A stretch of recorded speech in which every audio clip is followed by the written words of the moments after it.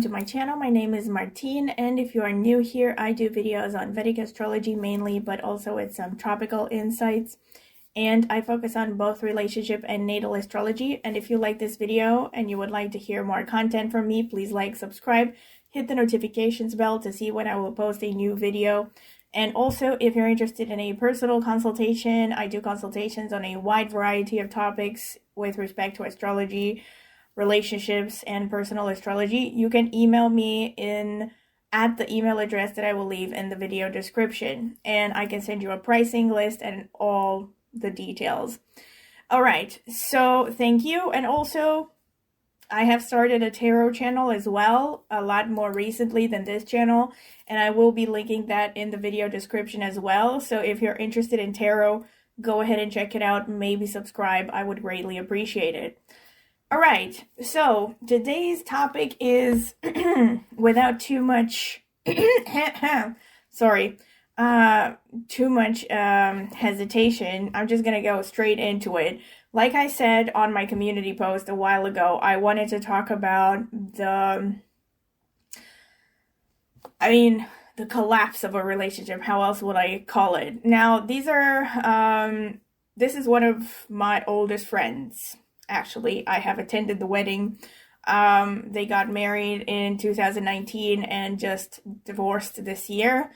I don't even know like too much of a backstory, because the truth is that she moved abroad and met this person abroad, so I didn't know him very well, so I can't give you like a lot of juicy details, but I can tell you what she said about this person and why they ended up divorcing. Now, I'm going to start with the beginning, okay? Looking at what drew these two people together. So I'm going to be starting by looking at the Synastry overlay. So basically, Synastry overlay, it means that if you look at the chart on the screen, the blue placements are her planets and her houses, and the red placements are his planets and his houses.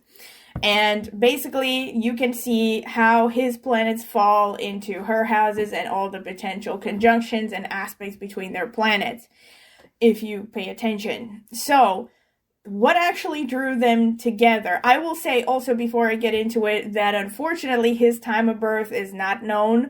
So anything that has to do with his ascendant cannot be taken into account, or his houses. That's why I also looked at the chart with his planets on her houses, because that's a lot more accurate. And her time is estimated, but could potentially be a little bit off. Time of birth, I mean. Right, so I felt like this was important to mention. Now, what drew these people together?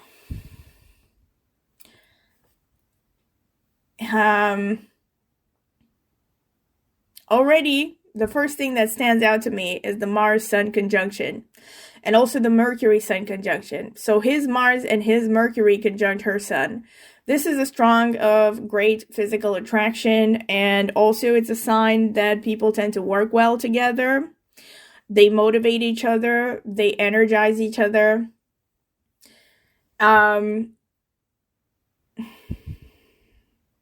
Good communication, comfortable communication with the Mercury and the Sun conjunction. And they also have it in the composite. I'm going to look at the composite as well. And what else do I see? His sun falls into her fourth house, which means that she instantly will feel comfortable around this person. He feels like a solid, stable figure. I should also mention her, let me check.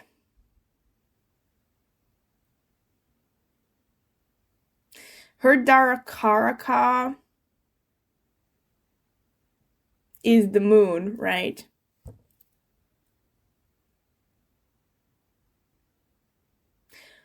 Wait, no, her Darakaraka is Saturn.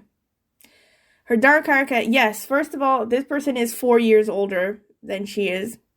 And basically, her Darakaraka being Saturn, she's looking for a stable, secure kind of partner. A solid, reliable partner who, maybe is not very glamorous, but gives her a sense of security and stability, and basically someone that she can rely on in case of an emergency. And she did not get her needs met in this relationship, but I will get to that. But let me stick to the attraction now. What else do you see here is that his Moon-Saturn conjunction is conjunct her moon. Now, his time of birth is not known. However, I have actually calculated his chart even with the earliest time possible for his date of birth, and his moon is still further away from hers. So she has moon in 4 degrees Libra. His moon is, I think, 7, somewhere nowhere, not under 10 degrees Libra. So if you have seen the video that I did about secrets of moon incompatibility, so again, I will be trying to link all the relevant videos in the video description, everything that I'm referencing.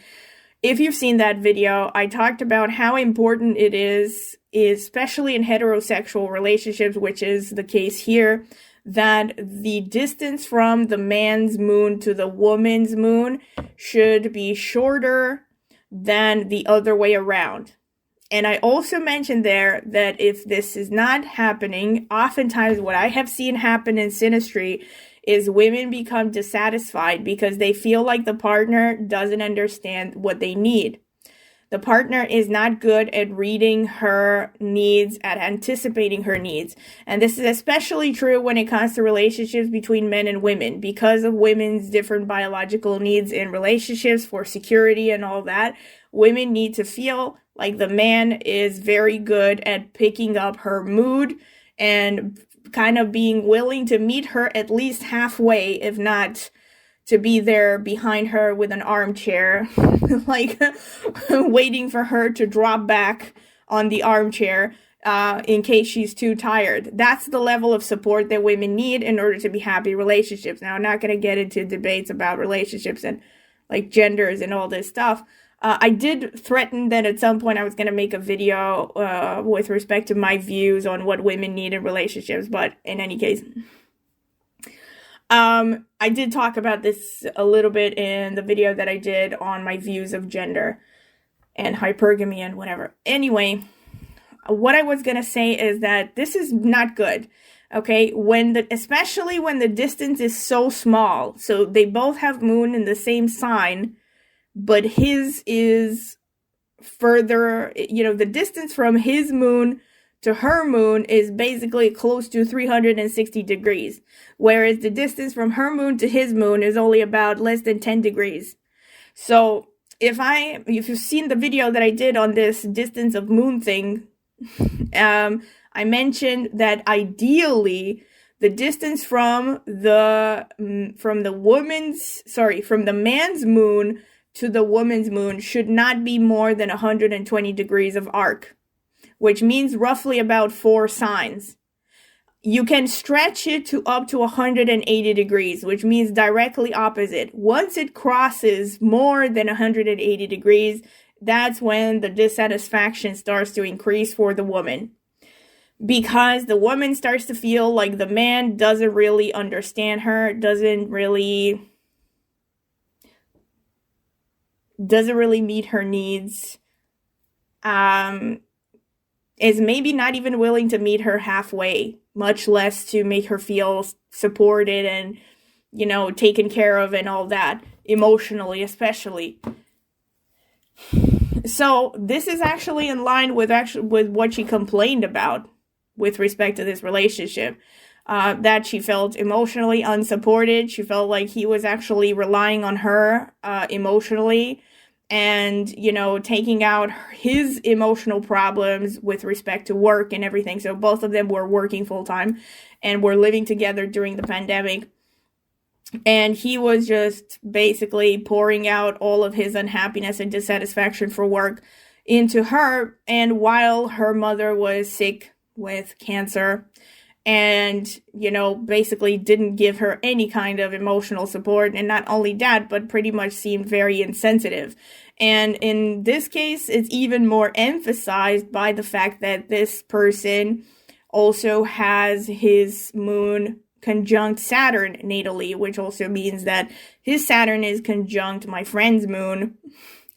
So Saturn moon conjunction in Synastry, and I'm going to be linking like basically my entire Synastry playlist, I think, in the video description, because I've done multiple videos about a lot of these aspects or related aspects. But one video that I did was about Saturn and the truth about Saturn in relationships. And I talked about how Saturn can lock people into long-term relationships. By the way, these people, this couple, they were married for about, just under 3 years. But they were together for, I think, another 3 years before that. I'm not 100% sure, but I think it was about 3-4 years or something. So Saturn can lock people in to long-term relationships, but it doesn't necessarily mean that the relationship is going to be happy. That's what I mentioned, and that's the short of the video, but I got into multiple examples and all this. And this is what I think you see here, because Saturn with the moon basically shows that Saturn is hyper-rational and cold-blooded. I'm not able to really empathize with the moon when the moon is showing her vulnerable side.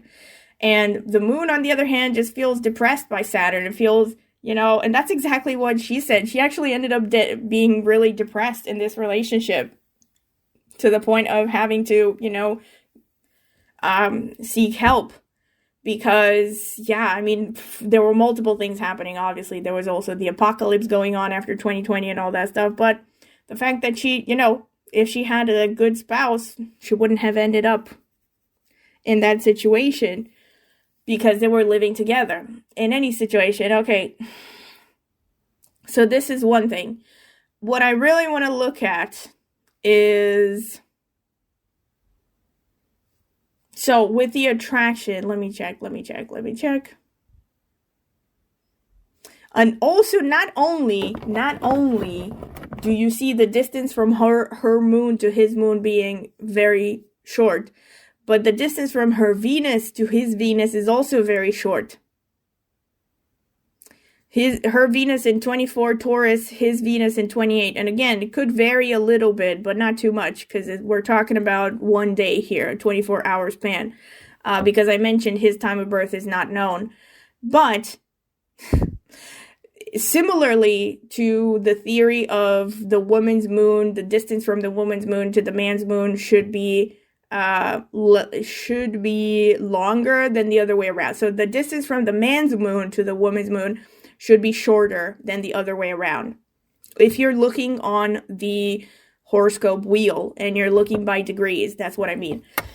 All right, the same thing applies to Venus signs, because Venus is about love. Who feels loved first?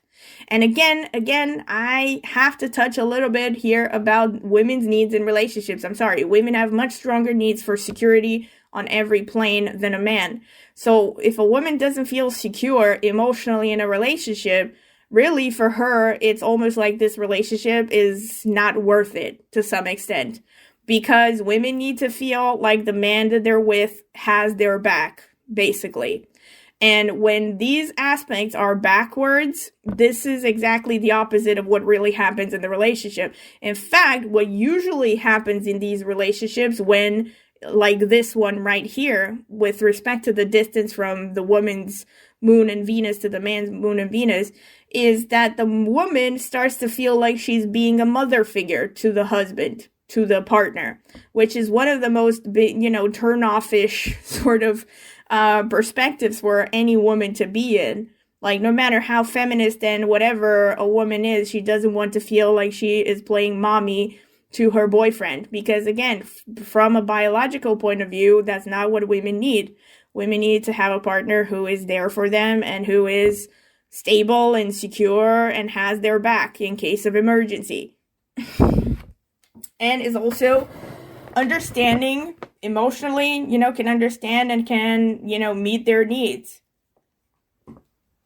So, already these are signs of trouble. And this is actually exactly like I said, this is only made worse by the fact that his Saturn is conjunct her moon.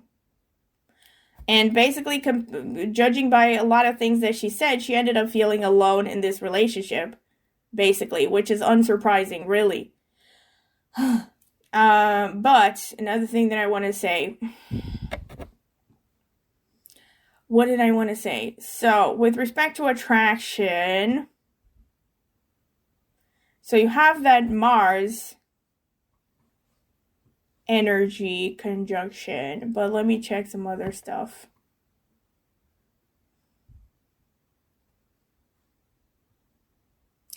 Now, of course, there could be other things going on from his chart to her chart, but because I don't know the other way around, from her chart to his chart and how they fall in his houses, because I don't know his time of birth. So, yeah, but just looking at this, it's like not very strong signs of attraction. One thing that does stand out to me, actually, is that his Mars, again, wow, really not good. This is not good. His Mars is square her moon as well. I mean, she does have a natal sun-moon square, and Mars squaring the moon is just making matters worse. Basically, her moon is not getting any support from his chart emotionally, except for the fact that, yes, they have the conjunction, but even that is actually, in Vedic astrology, having conjunctions is not a great idea between the moon signs or the ascendant signs. And this actually may have contributed to the downfall of the relationship as well, because according to what she said, not only was she going through a lot of stuff, I mean, both of them actually had their mothers severely sick in the past 2 years, and also problems with stressful jobs, and on top of that, getting sick with the Rona, and, all that stuff. So this is actually something that the sages warn about when it comes to being in a relationship with someone who is sharing your moon sign or your moon nakshatra, that you could be going through the same crap at the same time.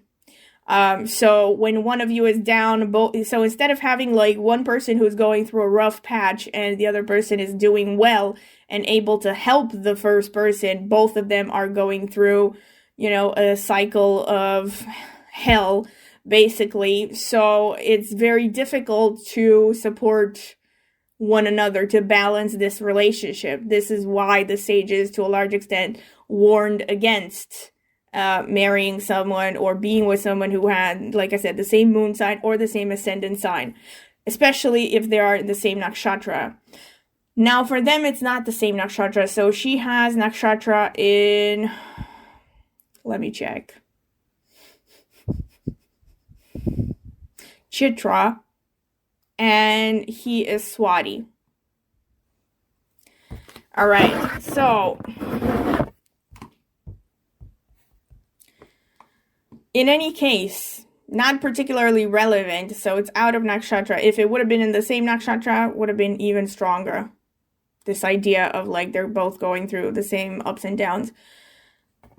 But yeah, not ideal combination, just looking at these things. And now looking at the composite chart.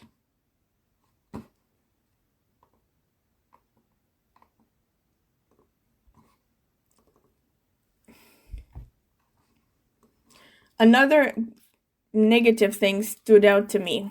Once again, you can't really trust the ascendant here in the composite chart because his time of birth is unknown. However, there are two main things that stood out to me.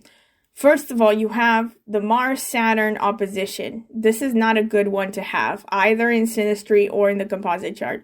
I have mentioned this also I did a video, I think the very first video that I did on this channel, about Mars-Saturn aspects, hard aspects especially. Even with the conjunction between Mars and Saturn, you're looking at a rough ride. But there could be enough positive aspects to that connection to make it work. But with the square and the opposition, it's a kind of a really rough ride, you know. And when it shows up in the composite, this shows that both people take turns in playing out the Saturn person or the Mars person. And if you have watched that video, which I will be linking in the description, just to give you the short of it, when you have this aspect in Synastry, the Saturn person is threatened by the Mars person, and so quietly, or sometimes not so quietly, will criticize the Mars person as a way to control them. But in reality, they feel threatened by the Mars person's power and energy. And by the Mars person, in exchange, being the Mars person, right? You're talking about the impulsive survival instinct of a person, will lash out against Saturn with aggression, sometimes insults, sometimes temper tantrums, which in turn will make Saturn feel even more threatened and even more intimidated, which makes them in turn try to control Mars more. And it turns into this clusterfuck of power struggles, basically. I have never ever seen this aspect play out positively. To be honest, I haven't paid very much attention to it in composites, but when it shows up even in Synastry, it always ends up to warfare. Like, I've actually said this in that video, that I've had this in friendships that have ended up badly. I've been both the Saturn and the Mars person. In any case, I digress. Speaking to this case here, with the Mars-Saturn in the composite, this shows that both of them are taking turns in playing either the Mars person or the Saturn person. And that actually, again, goes hand in hand with exactly what she was talking about. She was saying that they were basically constantly fighting and criticizing, and he was the one that actually started arguments a lot. Now, another thing that I will say is that she said that he comes from an abusive childhood, that he witnessed his father beating up his mother when he was a kid, and hated, she said, daddy issues. She said that he hated his father and never really forgave him.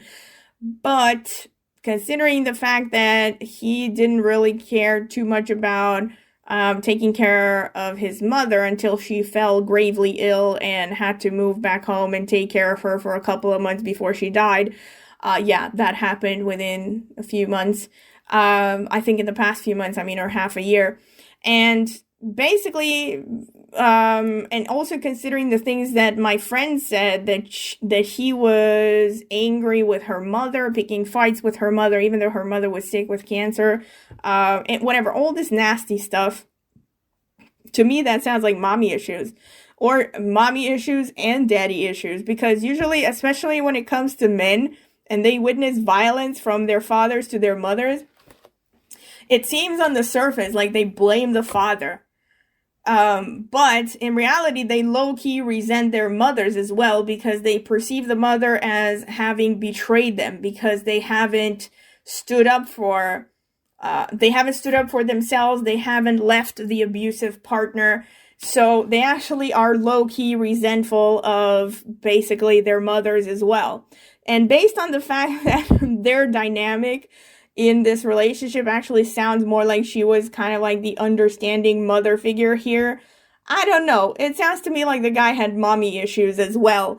And basically acted like a spoiled brat instead of a husband, which basically, I'm sorry, but a husband should be supportive.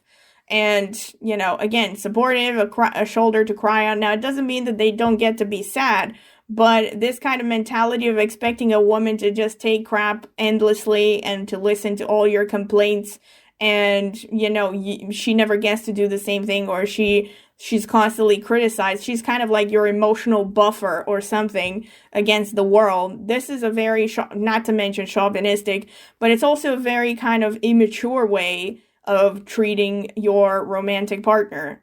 It's like a sane person doesn't do these kinds of things. A sane man would understand what a woman needs, and that it's important to, be gentle with her feelings and, understanding and all that stuff. So anyway, I digress. But that's one thing that, stood out to me about the composite chart right away. And another thing is that they have the Sun-Mercury conjunction in the composite. I think I mentioned this. I also did a video about this ages ago, that it makes people think that they're more compatible than they actually are, especially early on in the relationship, because this conjunction shows just that you feel you can talk about anything and you might have very similar ways of thinking.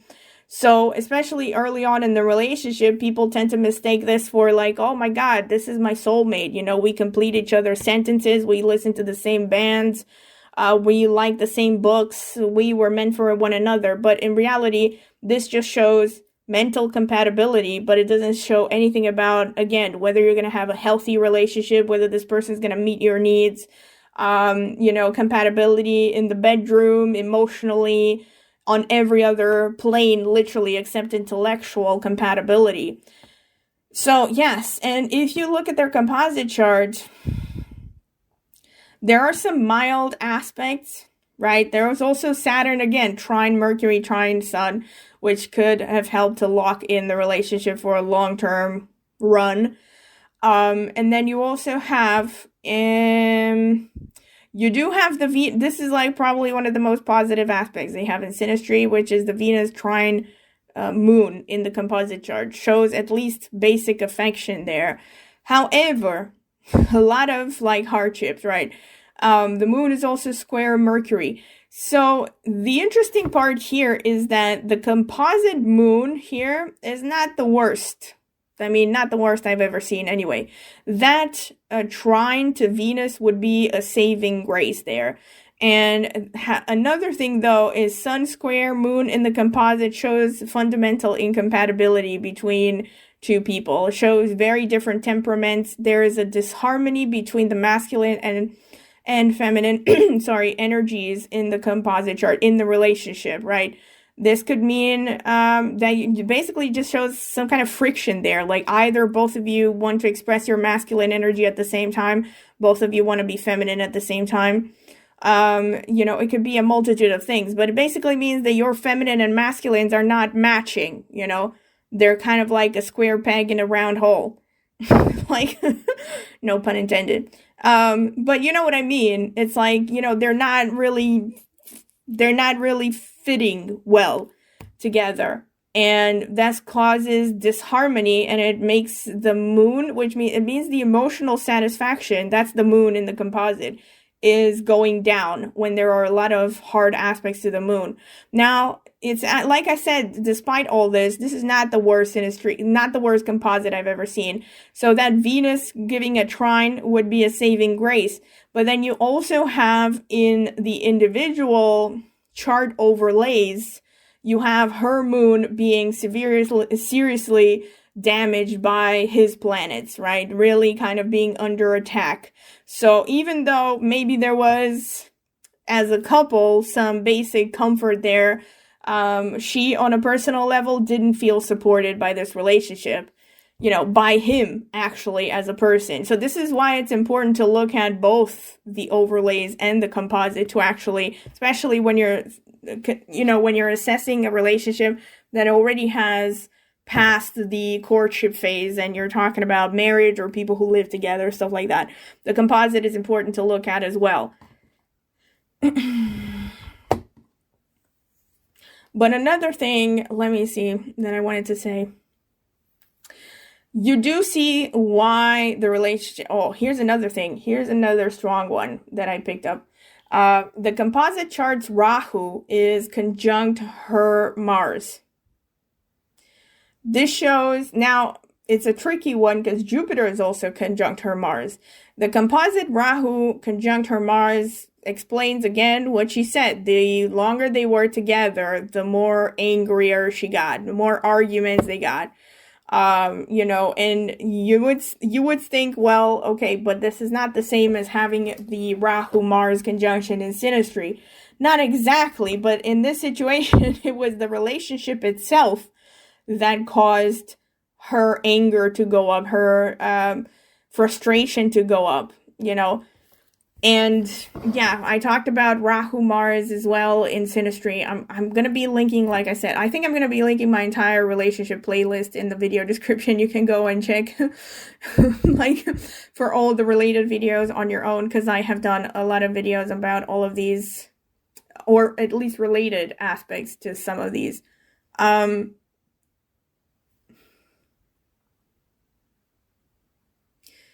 Another thing that stands out is Jupiter. Her Jupiter is in Taurus. Her Venus is in Taurus. And they're conjunct the composite Saturn. So this basically shows that she feels judged by, I know it sounds weird, she feels judged by the relationship, but I mean, the way that they interact, okay, this is what the relationship means in the composite. I mean, the relationship as a third party is basically the energies, the mixture of the two partners' energies, how they interact with one another, what ensues there. And if you have composite Saturn conjunct your Venus, conjunct your Jupiter, this shows decrease in optimism, decrease in pleasure, more stress, maybe feeling depleted, feeling controlled, feeling like the Saturn person doesn't really respect maybe even your playful feminine side, which is represented by Venus, right? Which actually I would not be surprised if this is true, considering I have just witnessed like very small interactions between them. And I would say that this is what I'm saying here is actually matching what I have seen. Like this guy seems like a typical macho, tough, whatever, and would make sense because he was, abused by his father. And that's just it. His father used to beat up not just his mother, but also him when they were kids. So again, I'm convinced that he has low-key resentfulness towards his mother and implicitly towards women in general. And that's the real problem why he was starting arguments and all that stuff. And just being an overall bad husband. So, what else? Let me see.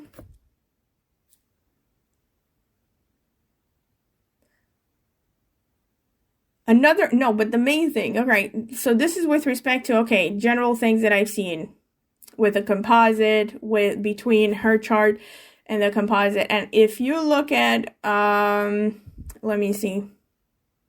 One thing that stands out, so this is with respect to what made these people stay together, is that both of them have planets that are conjunct the composite placements. So this is something you often see in significant relationships, right? Because both people feel compelled to get into a relationship when there are a lot of conjunctions and oppositions, especially conjunctions from the composite placements, composite planets, sometimes the composite ascendant, that in this case is unreliable, but sometimes also the composite ascendant, right? If there are conjunctions to the planets of each individual person in this relationship, that shows that the people feel compelled to have a relationship. They feel motivated. They feel driven. They feel like this relationship is leading somewhere. So this is something that stands out. Both of them have multiple conjunctions between their natal placements, natal planets, and the composite chart planets. So it makes sense why they ended up, pursuing the relationship. And even getting married eventually. But what I noticed to be the deal breakers, basically, maybe actually 2 of them, no, 3 of them, from her perspective. And I mainly know her perspective because she gave her perspective. I don't know about his perspective, and I also don't know his time of birth. But what she said, she felt unsupported. She had a medical emergency where she ended up in a hospital, and this guy didn't want to go with her. Like, he was basically texting her, "Are you feeling okay?" Even though she felt really sick and she didn't even know what was wrong with her. Ended up finding out that she had a kidney stone. Which she passed naturally eventually, but she was in a lot of pain. I would think, again, a normal, sane partner, if you actually care about your partner, you would go with your partner to the hospital if they're feeling really sick, and especially if you don't know why they're feeling very sick. I don't know. To me, that sounded really shady. And then on top of that, starting arguments with her mother, despite the fact that she was sick. All this stuff definitely seemed like he was a spoiled brat. Like he expected her to just take his emotional problems, without flinching and be endlessly understanding and accepting, kind of like a mother figure. And meanwhile, she didn't get to vent. She didn't get to complain about anything. She just had to sit there and take his emotional outbursts, because according to what she said, he would start arguments and all this stuff, right? And the main things that I see here, like I said, once again, her moon situation, the fact that her moon is literally trapped between his hard aspects there. Like her moon is conjunct his Saturn, square his Mars, and on top of that, there's the question of the distance from her moon to his moon being very, very short, as opposed to the other way around, which, again, I'm not going to get through the whole theory. I'm going to link that video in the description. You can check it out yourself, because I went in depth there. And with the distance between the man's moon and the woman's moon and why it's important. So, again, basically, the long story short is just lack of emotional support, feeling criticized when she was at her most vulnerable and she needed support, and understanding. And so this is one thing. And then I also mentioned, I think,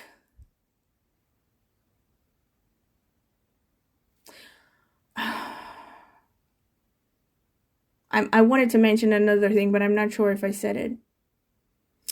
There is also that aspect in the composite chart between Mars and Saturn that is really difficult. The main thing that I wanted to say, and I was saving the best for last, is on top of that, feeling unsupported, they also have her Ketu conjunct his sun,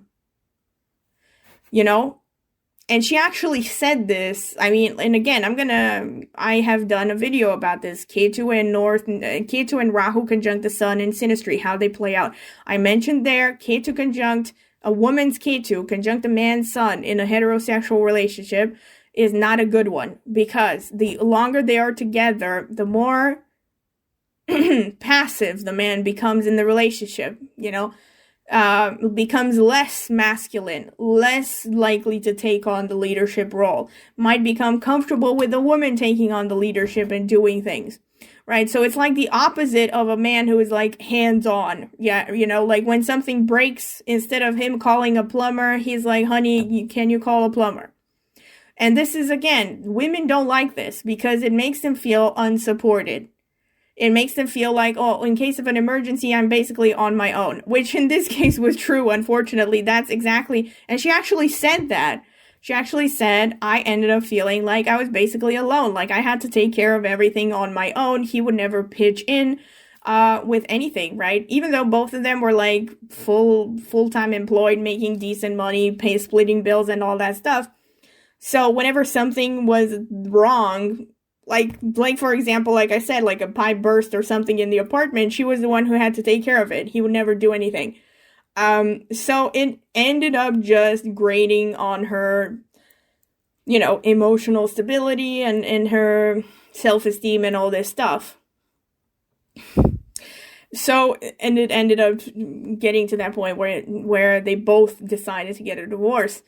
And it was also, I think, the fact that they have moons in the same sign, which means that they were going through a lot of the rough transits at the same time. Which probably just made matters worse. Let me see if there's anything that I can check here. I wanted to say maybe something else, but I'm not 100% sure. No, so I wanted to say that this thing about the Ketu thing. Right, there's also that thing about her Mars conjunct the composite Rahu as well. Increase in conflict as time went on.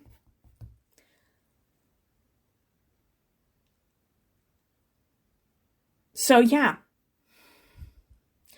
this is pretty much what I can see. Oh, and there's another thing that I am now. again, I checked his moon sign even in the lowest possible time of birth, because again, his time of birth is not known, and it doesn't fall lower than 10 degrees Libra. So in his case, the Darakaraka is the sun. You seeing this?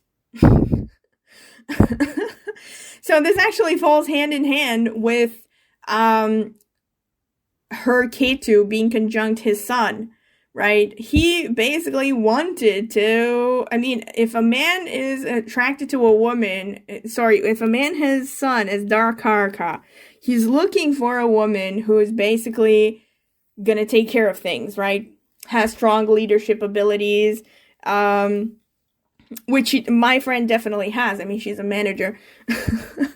I'm not sure exactly what kind. I think she was like a project. She was something in project management. I'm not 100% sure. But she's very responsible, very smart, well-read, and all that stuff. So, a person who's, determined, knows what she wants, and all this stuff. But on the other hand, what she needs in a relationship is Saturn, which is a person that she can rely on, who is solid and hands-on and, reliable and takes care of stuff, right? Because Saturn is also about hard work, manual labor. I wouldn't be surprised if women who have Saturn as Darakaraka, they want to have a man who knows how to fix the kitchen sink and change light bulbs and do things that are hands-on and dirty and whatever, right? Because Saturn is about those hard labors, maybe not send them in the mines, not nowadays, but you know what I mean, women who have Saturn as Darakaraka, they want men who are kind of rough and rugged, so it's kind of already, if you would look at their horoscopes, you see a lot of incompatibilities of archetypes and stuff. But of course, if you were to tell people this from the beginning, they would probably never listen because love is blind. But on the other hand, this is why I love astrology, because astrology, if you study it right, can save you a lot of heartache, really, in the long term. So, yes, this is pretty much what I wanted to say. I realize it's not the happiest of the happiest subjects, especially that I just realized this is before Valentine's Day. For some of you, it's already Valentine's Day. Happy Valentine's Day. If you are celebrating it, it's not popular. It's not that popular in my country, and I personally don't care. I mean, I buy chocolates and flowers for myself every week. But yes, I know but I really wanted to talk about it now because, like I said, the information is fresh. I just saw this friend last weekend and, she basically spilled her heart out and, talked about why her relationship ended because we haven't seen each other in many years because she lived abroad and she moved back. And yes, so, I thought it would be interesting to talk about this because, yes. So, I hope that you have found this useful. And of course, if you have, please like and subscribe to my channel if you haven't already done so. And also click the notifications bell to see when I will post a new video. And also, if you're interested in a personal consultation, either astrology or tarot, you can check out my video description. I will leave my contact information there. You can email me and I can send you a full pricing list and further details and even some sample readings in tarot. All right, so thank you, and I hope to see you at my next video. Bye.